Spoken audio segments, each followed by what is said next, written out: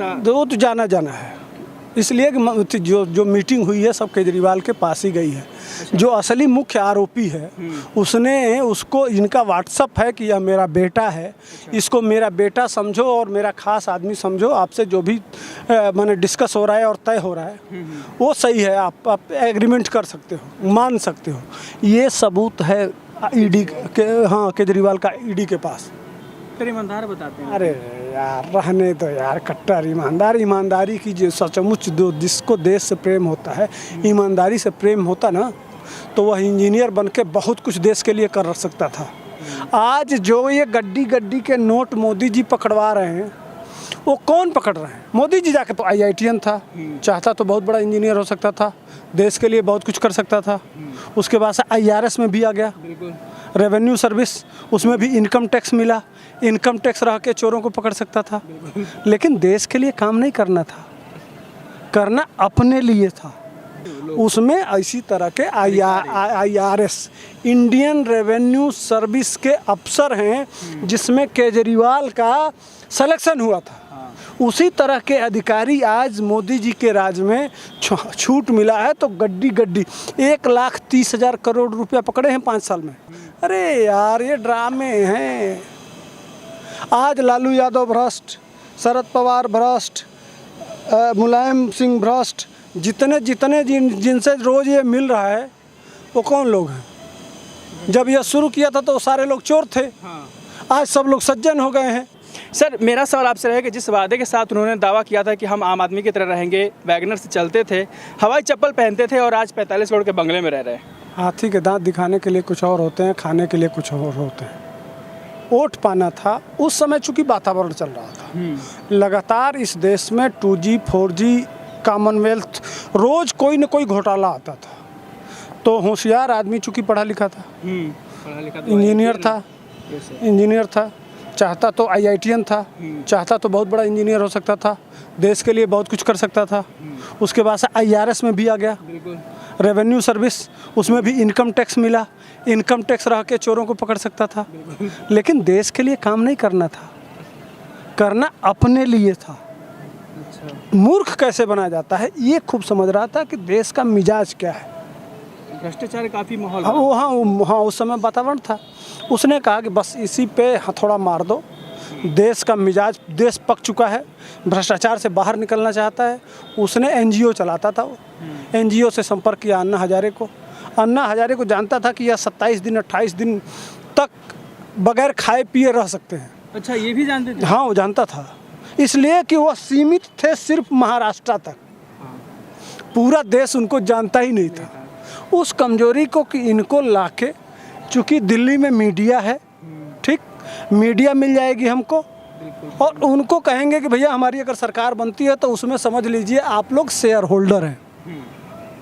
तो मीडिया वालों को पटाया शेयर होल्डर, कुछ कवि को पटाया, कुछ वकीलों को पटाया, कुछ पत्रकारों को पटाया, आशुतोष जैसे, सबकी एक गोल बनाई, ठीक, और बस शुरू किया नौटंकी।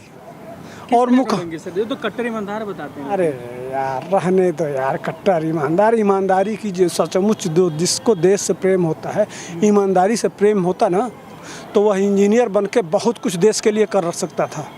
आज जो ये गड्डी के नोट मोदी जी पकड़वा रहे हैं वो कौन पकड़ रहे हैं? मोदी जी जाके पकड़ रहे हैं। वो तो बोलते हैं कि ईडी एजेंसी उनके हाथ। नहीं वो बात नहीं कर रहा हूँ। जो ईडी और CBI, मैंने ममता बनर्जी को वहाँ गड्डी पकड़ा, अभी परसों एक अधिकारी को वहाँ पकड़ा गया है 20 करोड़ रुपया।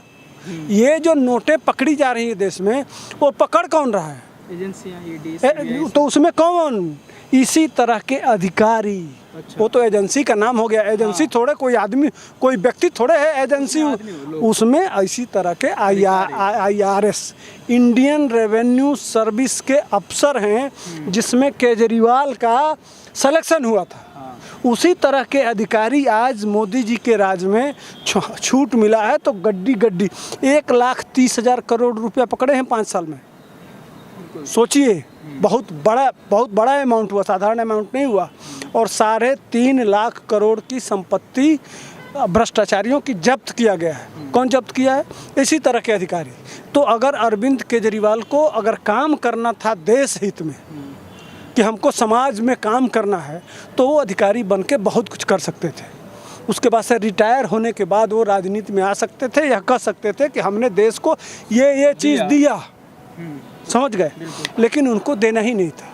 उनको सिर्फ आप हैं, आपकी क्या क्वालिटी है, उस क्वालिटी को रख के हमको भजा लेना है और फिर आपके स्थान विशेष पर लात मार के आपको किनारे कर देना। जैसे कुमार विश्वास, कुमार, समझ रहे हैं ना, आपकी हर आदमी की क्वालिटी वो जानता है।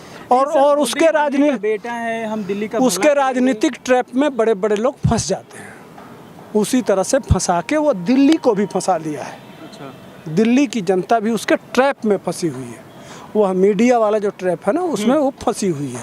धीरे धीरे धीरे धीरे उससे बाहर निकल रही है, आने वाले दिनों में निकल जाएगी। लेकिन वो आरोप लगाते हैं कि इससे महंगा घर पीएम मोदी का बन रहा है। शिवराज सिंह चौहान पेंटिंग करवाते हैं, उनका आरोप लगाते हैं कि बस लेकिन नज़र है केजरीवाल पे।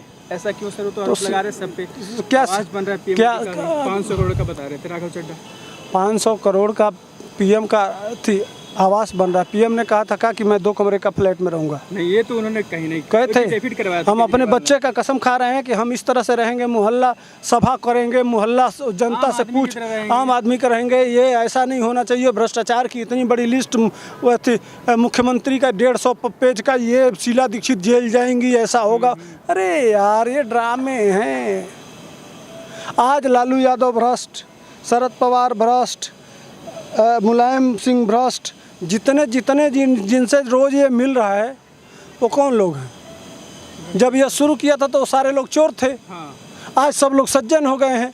आज आज वो लोग साथ में हैं। तो समझ रहे हैं, जो ये कहा वो किया ही नहीं। लेकिन ये तो वादा करते हैं कि फ्री कर दिया पानी बिजली, सब जो वादा किया था वो किया भी साथ में। दिल्ली मोहल्ला क्लिनिक बनवा दिया। छोड़ दीजिए, मोहल्ला क्लिनिक मैं देखा हूँ, दिल्ली का ही रहने वाला हूँ। मेरे पास वीडियो है मेरे ट्विटर पे। मैं मोहल्ला क्लिनिक में आप यही कैमरा लेके घुस गया था, जैसे आप जैसा कोई मित्र हो। जब दिल्ली का चुनाव चल रहा था तो मैंने कहा कि रुको, घुस जाते हैं, ठीक ना। तो एक माइक लिए, ये निकाल दिया आईडी उसका। भाई आईडी लेके, हम दूसरे की आईडी लेके तो जा नहीं सकते। सिर्फ माइक लिए और उस कैमरामैन को लिए घुस गए। क्या देखा? तो गए तो वहाँ ये बच्चे वाला प्राइमरी का जो पर्चा वो होता है ना, कापी सादे पन्ने जो बच्चे पढ़ते हैं, सादा, उसी पे मरीज का नाम, मरीज के दिखने का डेट, उसके बीमारी का नाम और उसका इलाज। उस पे यह भी नहीं लिखा था कि यह दिल्ली सरकार का मोहल्ला क्लिनिक का पर्ची है। अगर हाँ, कौन डॉक्टर देखेगा? अगर कोई मर जाए दवा खा के तो भी कोई जिम्मेदारी नहीं लेगा। ये मैं जिम्मेदारी से, ये पूरा ट्विटर पे है। पूरा उस समय कम से कम कई लाख लोग देखे थे। ट्विटर पे पूरा चला था उस समय। मैं ही घुसा था जमुना में, मैं घुसा था। जो जमुना वाला बवाल हुआ था, पिछले 8 सालों से वादा जमुना का शुरुआत, हाँ, जमुना की शुरुआत मैं किया था, ठीक।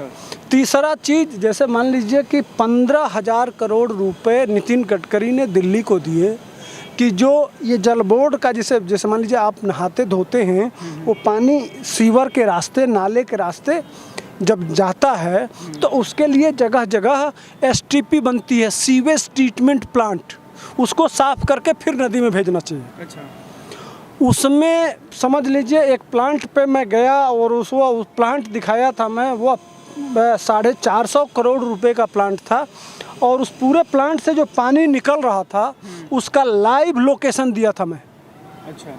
और वही गंदा पानी निकल रहा था। 400 करोड़ रुपए का जीरो का काम था।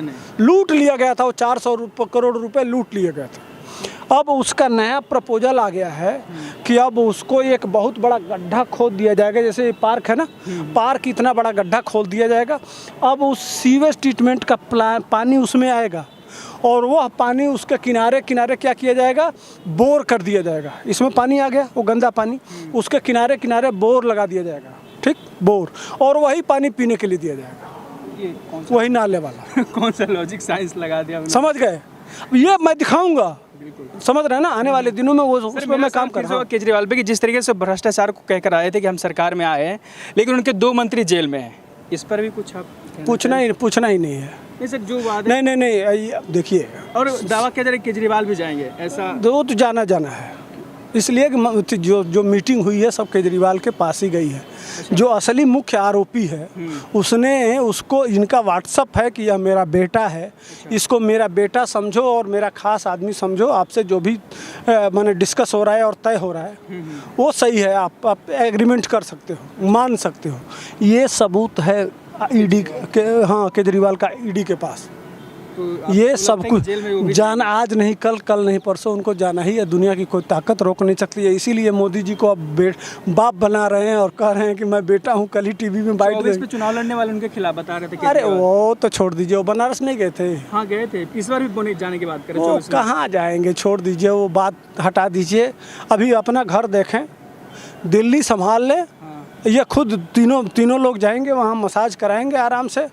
कौन तीनों? सत्येंद्र जैन और तीनों लोग एक साथ रहेंगे। अच्छा। हाँ, 3 तिकड़ी वहीं तिहाड़ में रहेगी, अपना आराम से वहीं भजन करेंगे। हाँ, रामलीला वहीं करेंगे।